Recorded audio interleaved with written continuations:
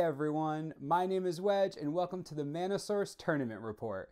It's a new standard and changes are all over the place as we see the new format in action. And sure enough, this week's top decks are almost completely different from last week's.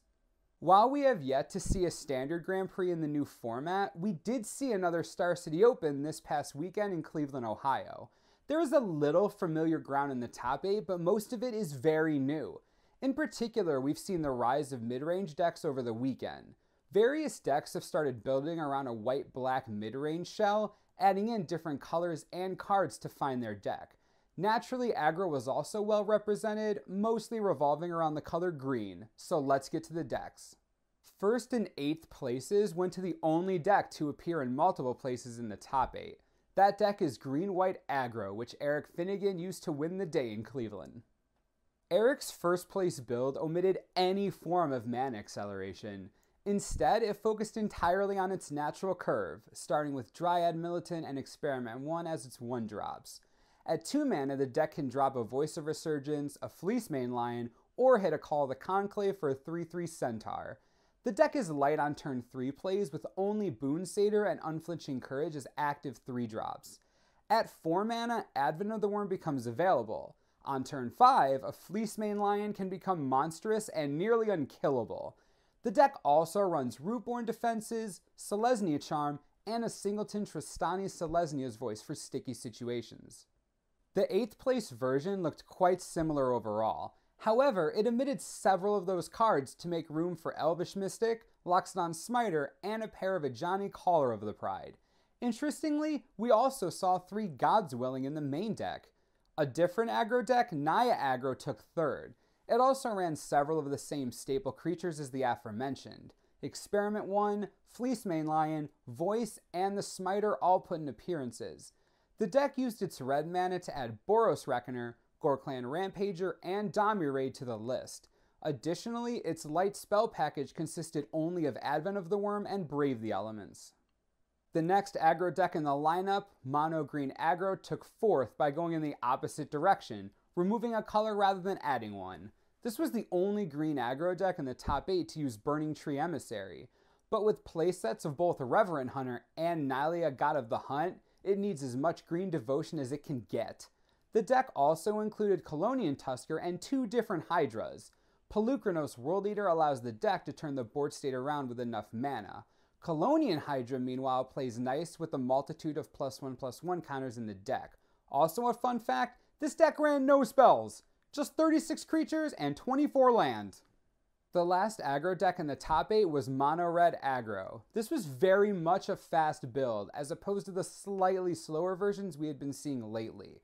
It leads with Rakdos Cackler and Fire Drinker Satyr.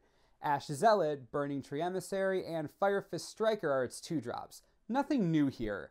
Boros Reckoner and Chandra's Phoenix sit at 3, and the curve is topped out by Fanatic of Mogus, Mono Red Aggro's new best friend. With a potential 7 Devotion on turn 3, a 4-drop that can hit your opponent in the face for 8 is nothing to scoff at.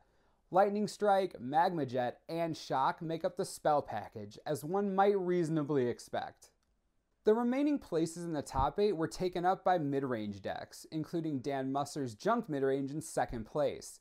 This deck leans heavily on its green mana, starting from Elvish Mystic and Sylvan Caryatid. Abrupt Decay fills out a removal package consisting also of Doomblade and Hero's Downfall.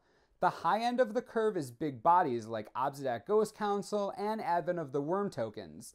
And top of the curve is Elspeth's Sun's Champion. The deck also uses 2 Whip of Erebos to get sustain and some extra mileage out of its creatures. And of course, its interaction with Obsidian is just hilarious. The curve is filled out with tricky creatures like Voice of Resurgence, Scavenging Ooze, and Loxodon Smiter that use the deck's green mana.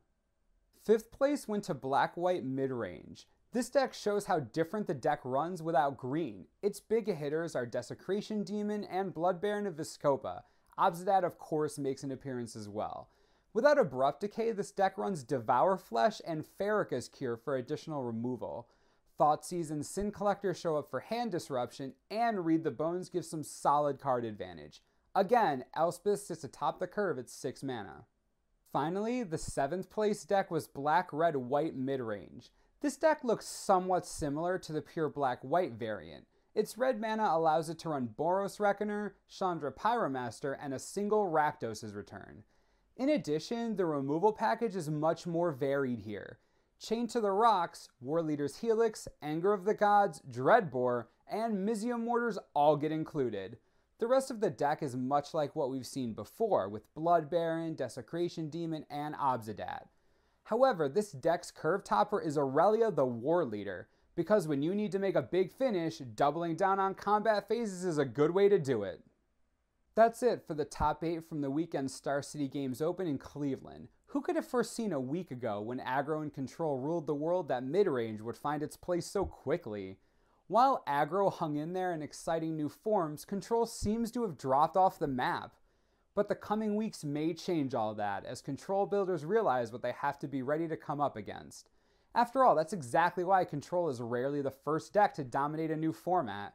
Having a precise answer to anything and everything takes time, and this weekend showed that anything and everything clearly includes not only aggro, but the heavy hitters of midrange as well. Next weekend, we've got some exciting events happening. As always, Star City Games is running a standard open, this time in Milwaukee, Wisconsin, but the big one is Pro Tour Theros in Dublin, Ireland. We'll be back here this time next week with coverage of both of those events. As always, subscribe below for the latest and most reliable Magic the Gathering information you could ever need. This is the Mana Source, I'm Wedge, thanks for watching and we'll see you next time.